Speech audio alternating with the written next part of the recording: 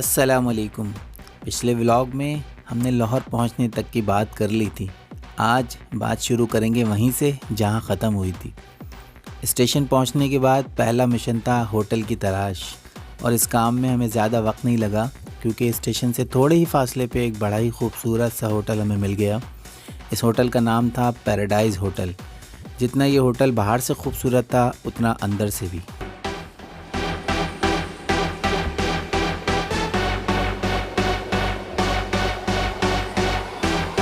तेज़ी से सीढ़ियाँ तय करते करते होटल के कमरे तक पहुँचे।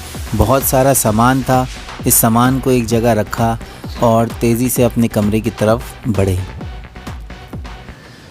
आइए अंदर हम आपको अपने रूम का विजिट भी कराएं। ये है हमारा रूम, और सबसे पहले राइट साइड पे आपको एलसीडी नज़र आ रही है, और इसके बाद फिर यहाँ पे एक मैट्रेस रखा हुआ है। दो यहाँ पर जो सोफ़े लगे हुए हैं, एक यहाँ पर जो बेड है, ठीक है। और बेड के साइड में आपको यहाँ पर एक कबर्ड भी नज़र आएगा जिसके अंदर सामान रखने की गुंजाइश है काफ़ी सारी। तो बहुत अच्छी सी चीज़ है कि, और सबसे आखिर में सबसे इम्पॉर्टेंट चीज़, और वो है ड्रेसिंग टेबल। तो ये आपके सामने जो है वो एक रूम का पूरा विज़िट है, और इसी कमरे में हमने स्टे करना है 2 दिन का, और उसके बाद फिर इंशाल्लाह आगे की तरफ हम मूव करेंगे। बहुत मुनासिब कमरा है। वॉशरूम की तरफ भी आपको दिखा देते हैं।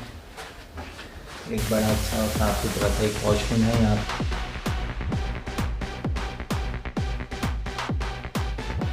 तो ये पूरा जो है वो प्रॉपर जिस तरह एक वॉशरूम रिक्वायर्ड होता है एक बंदे को, वो पूरा मौजूद है।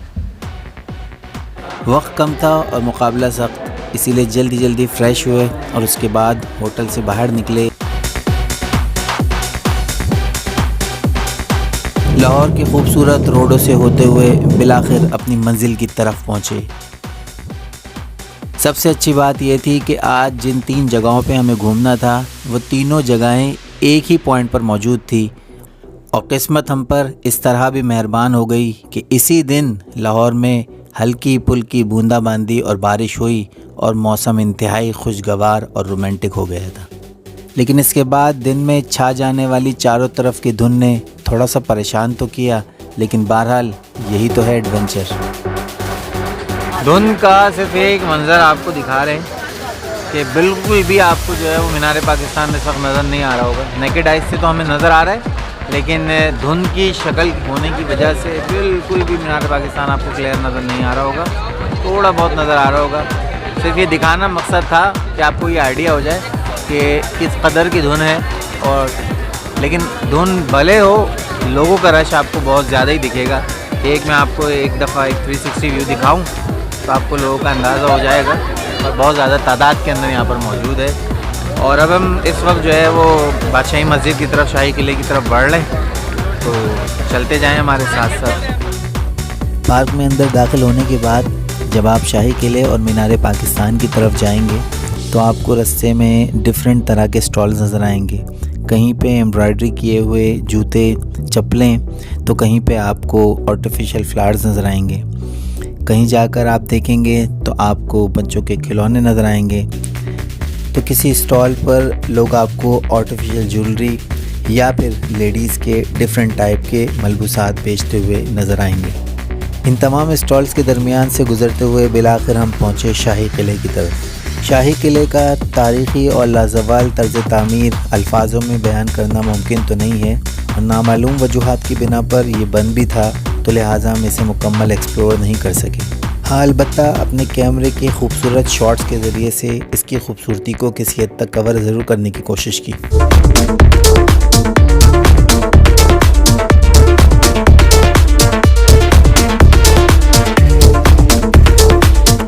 राइट जी, बादशाही मस्जिद की हुदूद में दाखिल हो चुके हैं हम, और आपके सामने इस वक्त बे इंतहा पब्लिक का रश है, और दिल धरने की जगह नहीं है मैं अगर यूँ कहूँ तो।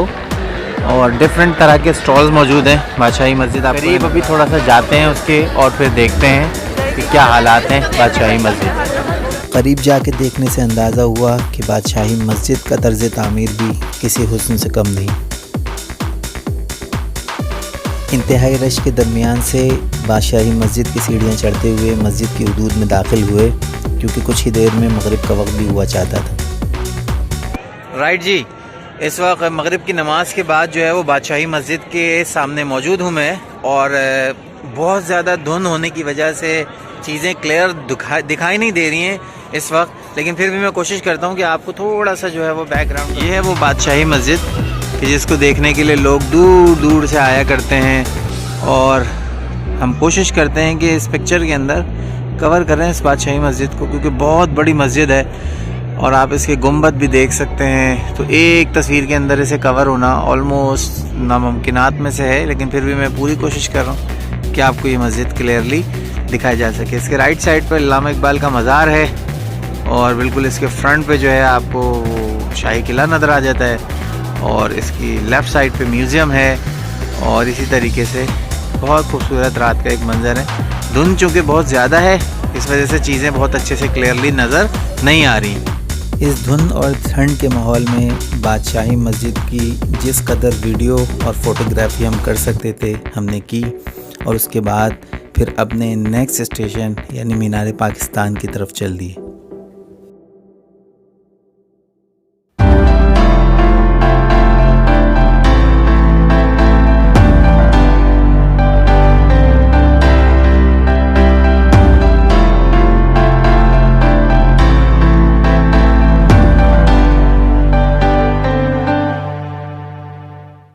ये है जनाब ग्रेटर इकबाल पार्क के बिल्कुल वस्त में मौजूद एक छोटा सा तालाब, जिसके अंदर जो है वो बच्चे जो है स्विमिंग भी करते हैं और बोट भी चलाते हैं।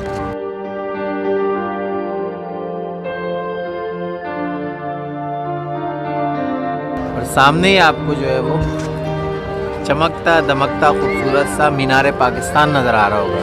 जी हाँ, ये है पाकिस्तान की आन, पाकिस्तान की शान, मीनार पाकिस्तान।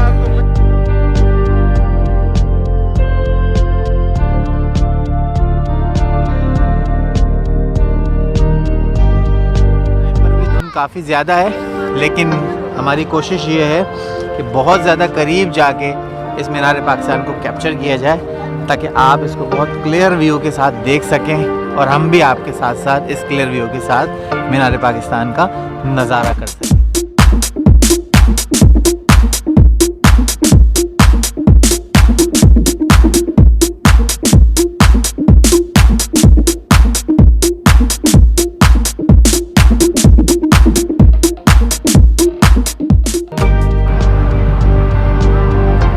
जनाब, ये है वो मीनार पाकिस्तान कि जिसको मैं और आप बचपन से देखते चले आ रहे हैं। और इस मीनार पाकिस्तान की सबसे बड़ी खुसूसियत ये है कि ये एक ऐसी जगह बनाया गया जहाँ पे पाकिस्तान की एक बुनियाद रखी गई, यानी कि ताबीर पाकिस्तान को।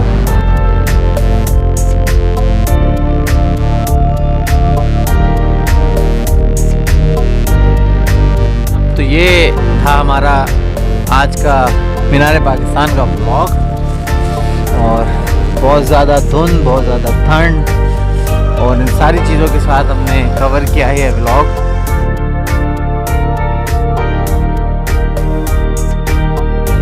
आप लोगों को एक सजेशन ये है कि अगर आप लाहौर आते हैं और इकबाल पार्क की तरफ आते हैं, मीनार पाकिस्तान की तरफ आते हैं, तो आपने कोशिश ये करनी है कि टाइम का ख्याल रखते हुए मगरिब से पहले आएँ, क्योंकि मगरिब के अगर आप बाद आएंगे तो आपको फिर यहाँ पर सन्नाटा मिलेगा, धुंध मिलेगी, और इस तरह के दूसरे फैक्टर्स होंगे जो कि आपको अपने इर्द में नज़र भी आ रहे हैं।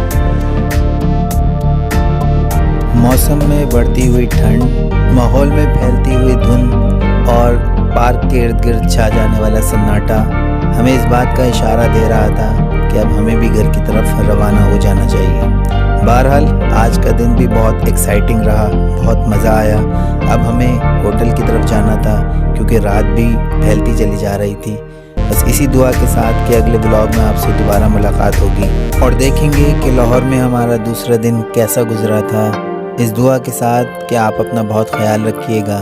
मुझे इजाज़त दीजिए। अल्लाह हाफ़िज़।